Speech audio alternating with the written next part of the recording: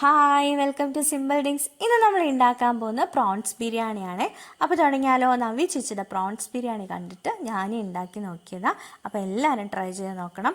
അപ്പോൾ നമ്മൾ പ്രോൺസിൽ ചെറിയുള്ളി, മഞ്ഞൾപ്പൊടി, കുരുമുളക് പൊടി, ഗരം മസാല, വെളുത്തുള്ളി, ഇഞ്ചി, ഉപ്പ് ഇതെല്ലാം കൂടെ മിക്സിയിലിട്ട് നല്ലോണം അരച്ചതിന് ശേഷം ഈ പ്രോൺസ് ഇതിലേക്ക് ഇട്ടിട്ട് മിക്സ് ചെയ്ത് ഒരു 15 മിനിറ്റ് വെച്ചിട്ടുണ്ടായിരുന്നു. അപ്പോൾ 15 മിനിറ്റ് വെച്ചതിന് ശേഷം ഞാൻ ഇപ്പോൾ എണ്ണയിലിട്ട് ഫ്രൈ ചെയ്ത് കോരി മാറ്റി വെക്കുക ചെയ്യുന്നത്. അപ്പോൾ ഇതിലേക്ക് ഒരുപാട് ഐറ്റംസ് ഒന്നുമില്ല. രണ്ട് സവാള അരിഞ്ഞതും ഒരു തക്കാളി അരിഞ്ഞതും വെച്ചിട്ടുണ്ട്. പിന്നെ ഇതിലേക്ക് മല്ലിയില, പുതിനയില, പച്ചമുളക്, ഇഞ്ചി ഇത്രയും സാധനങ്ങൾ എടുത്തിട്ട് ക്രഷ് ചെയ്ത് മാറ്റി വെച്ചിട്ടുണ്ട്. പിന്നെ ഒരു സവാള ഫ്രൈ ചെയ്ത് മാറ്റി വെച്ചിട്ടുണ്ട്. അപ്പോൾ ഇത്രയൊക്കെയാണ് ഇൻഗ്രീഡിയൻസ് ഉള്ളത്. അപ്പം നമ്മുടെ ക്വാണ്ടിറ്റി അനുസരിച്ച് സാധനങ്ങൾ കൂട്ടിയും കുറച്ചും എടുക്കാം. അപ്പോൾ ഇനി നമ്മൾ എണ്ണയിലിട്ട പ്രോൺസ് ഏകദേശം റെഡിയായി വന്നിട്ടുണ്ട്. അപ്പോൾ നമ്മളിത് കോരി മാറ്റാം. അതിനുശേഷം ഇതിൻ്റെ ആ ഒരു ഗ്രേവി ഉണ്ട്, അതും കൂടെ ഞാൻ ഈ എണ്ണയിലിട്ടിട്ട് ഒന്നും കൂടെ ഒന്ന് ചൂടാക്കി എണ്ണയോട് കൂടി മാറ്റി വെക്കുന്നുണ്ട്. അത് നമുക്ക് ലാസ്റ്റ് ഈ ഗ്രേവിയിലേക്ക് ആഡ് ചെയ്ത് കൊടുക്കാൻ വേണ്ടിയിട്ടാണ്. അപ്പോൾ ഇനി നമുക്കൊരു ചട്ടി വെക്കാം. ചട്ടിയിലേക്ക് ആദ്യം സവാള മൂപ്പിച്ചെടുത്തതിന് ശേഷം നമ്മുടെ മല്ലിയില, പുതിനയിലയും പച്ചമുളകും ഇഞ്ചിയും കൂടെ ക്രഷ് ചെയ്ത് വെച്ചിട്ടുണ്ടായിരുന്നില്ലേ, ആ മിക്സ് ഇതിലേക്ക് ഇട്ട് കൊടുക്കാം.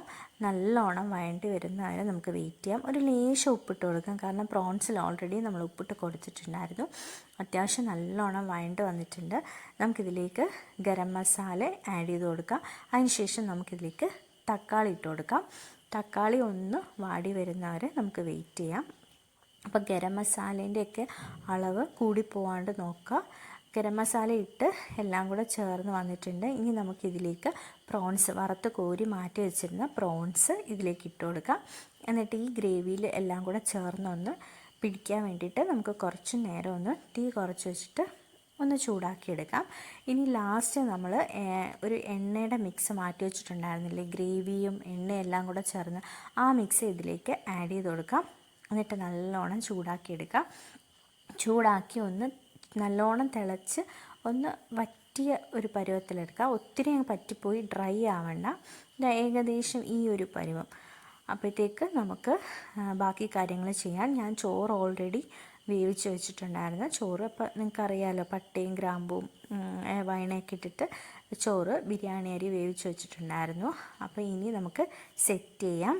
പാത്രത്തിനടിയിൽ ലേശം നല്ലോണം നെയ്യ് തടവിയിട്ട് അതിൻ്റെ പുറത്ത് റൈസ് വെച്ച് കൊടുക്കുക. അതിൻ്റെ പുറത്തേക്കാണ് നമ്മൾ ഈ ഗ്രേവി ഇട്ട് കൊടുക്കുന്നത്. പിന്നെ മല്ലിയിലയും പുതിനയിലയും.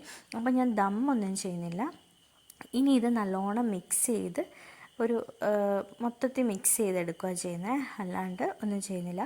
അപ്പോൾ ഇത്രയും ആഡ് ചെയ്തതിന് ശേഷം നമ്മൾ അടുപ്പിൽ വെച്ചിട്ട് ചെറിയൊരു ആവി കയറ്റുന്നുണ്ട്. ആവി കയറ്റിയതിന് ശേഷം ഇത് നല്ലോണം മിക്സ് ചെയ്തതിന് ശേഷമാണ് നമ്മൾ ആവി കയറ്റുന്നത്. അപ്പോൾ ഉപ്പും എല്ലാം പരുവാണോ എന്ന് ഈ സമയത്ത് നോക്കാം. ഉപ്പ് പാകത്തിനല്ലെങ്കിൽ ലേശം ഉപ്പ് വിതറി കൊടുക്കാം. അപ്പോൾ ഇത്രയേ ഉള്ളൂ, അടിപൊളി ബിരിയാണിയാണ്. അപ്പോൾ ഞാൻ ഇതിൻ്റെ കൂടെ ഒരു പുതിന ചട്നിയും കൂടെ ഉണ്ടാക്കിയിട്ടുണ്ട്. അപ്പോൾ അതിൻ്റെ കൂട്ടെന്തൊക്കെയാണെന്നുള്ളത് ഞാൻ പറഞ്ഞുതരാം. അപ്പം എന്തായാലും നിങ്ങൾ ഇതുപോലെ ഒന്ന് ട്രൈ ചെയ്ത് നോക്കണം. എനിക്ക് ഒരുപാട് ഇഷ്ടപ്പെട്ട്, നിങ്ങൾക്ക് ഇഷ്ടപ്പെടും. അപ്പം നാളെ ഞാൻ വീണ്ടും ഒരു വീഡിയോ ആയിട്ട് വരുന്നവരെ നമുക്ക് നാളെ കാണാം. അപ്പോൾ ഇതിൻ്റെ കൂടെ സലാഡല്ല ഞാൻ യൂസ് ചെയ്തത്, അല്ലാണ്ട് ഈ തക്കാളിയും സവാളയും ഉപ്പും കൂടെ ചേർത്ത് ക്യാരറ്റും എല്ലാം കൂടെ ചേർത്തൊരു മിക്സാണ് ഉണ്ടാക്കി. തൈര് ഞാൻ ഉപയോഗിക്കുന്നില്ല അതിൻ്റെ കൂടെ.